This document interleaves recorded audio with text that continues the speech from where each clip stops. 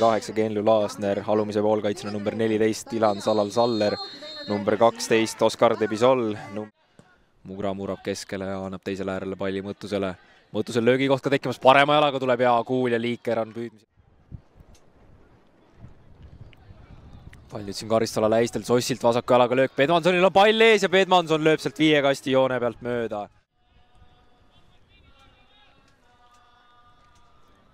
Mõttuselt pall ja Pedmanson suudab päris hästi selle säilitada ja nüüd suunab peaga võrku ka.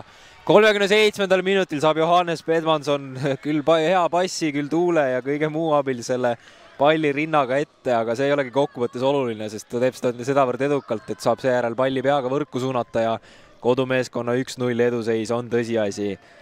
Ja lööb siin korralikult tantsu ka, ennekõike vist pigem Kalevi fännile.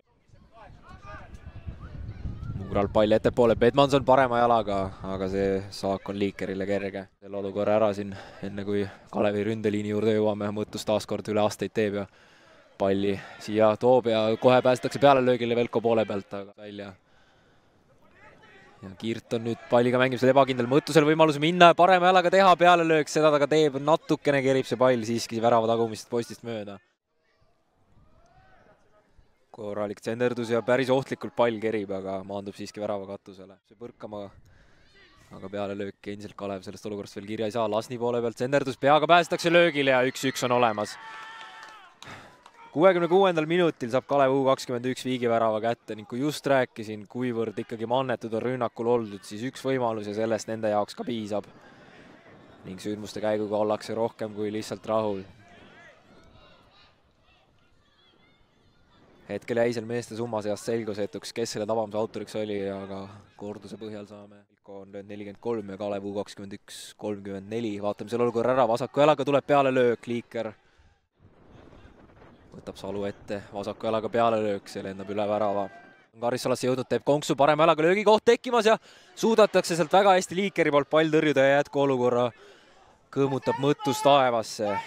No nüüd tuleb kohe uuesti Tehnika tiimil. Uuesti Mõttus, parema jalaga peale löök, Liiker ei suuda püüda ja minema Mõttuse poole pealt parema jalaga kuul ja see on hea, aga natukene läheb tagant postist siiski mööda ja 5 kasti joone läistele see kukub, Pedmansonil põhimõtteliselt löögikoht ja tuleb siit kuul, maandub põik latisse Velko meeste poole pealt ja ei tule ikkagi väravat ära.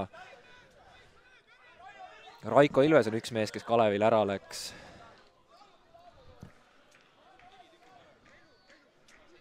Ja tenderdatakse oma meeste suunas Laasneri poole pealt, aga see läheb mööda ja kohtumine saabki nüüd siin lõppfaasi 96. minutil või ütleme siis täieliku lõppu. Kodumeeskond Velko 1, Kalev U21 samuti 1. Kõva töövõit, ütleme niimoodi. Räägi, millised on esimesed muljed peale mängu? Jaa, kõva töövõit tõepoolest.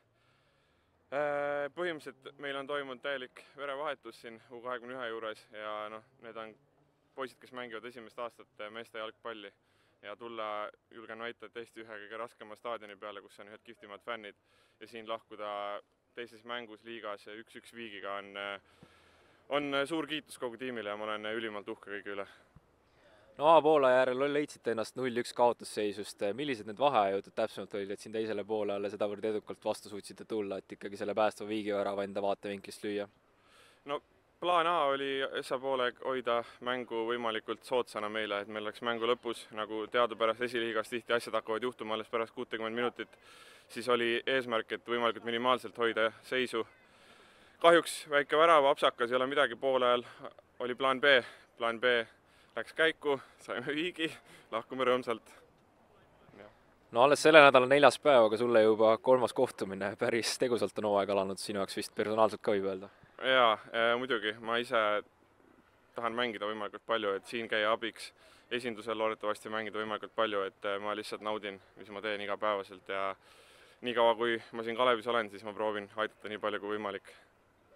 Ja järgmine kohtumine juba nädala pärast Flora U21-ga, usutavasti siit saadud positiivne toon aitab ka seal edukalt esineda. No absoluutselt, et teine poolega on see standard on nüüd pandud tähendab, et mis nüüd terve hooaeg peab olema, et kaitsest lähtuvalt me ilmselgelt mängime, noor võistkond, loodame oma üleminekute peale ja eks meil tekib kindlasti olukordi, kus nõelata ja loodame, et näitame ka rahvale head jalgpalli, loodetavasti hooaja jooksul midagi, et inimesi ikka tuleks vaatama ka.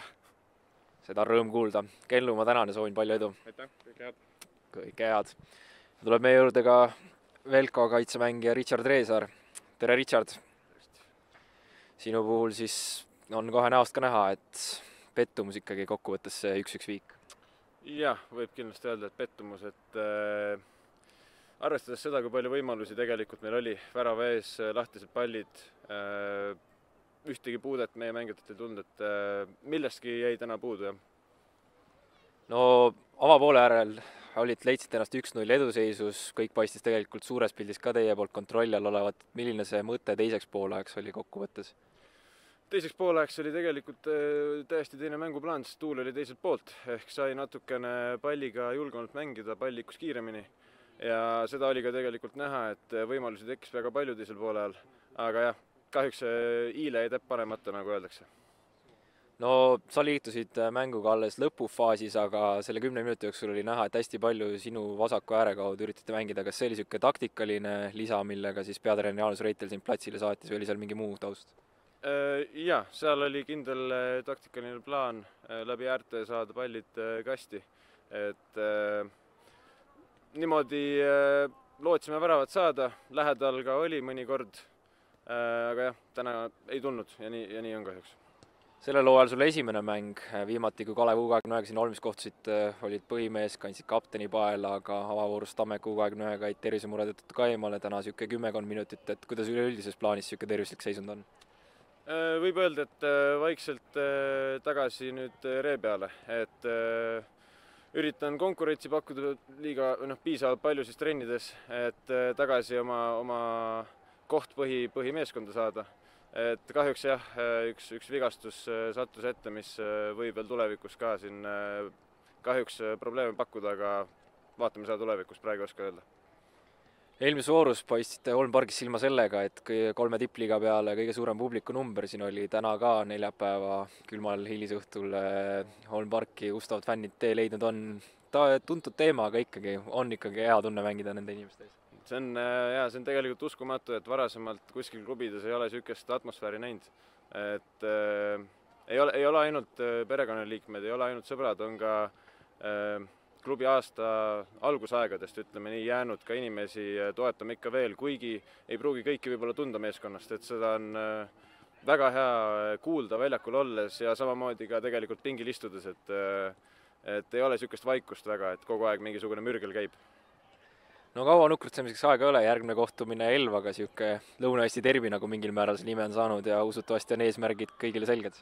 Just nii, et nüüd on natuke pikem paus kui nüüd muidu, et saab nüüd rahulikult vaadata, mis siin valesti läks, mis liikumised tegemata jäid ja Elvas tuleb täiega panna ja jälle võidulainele saada.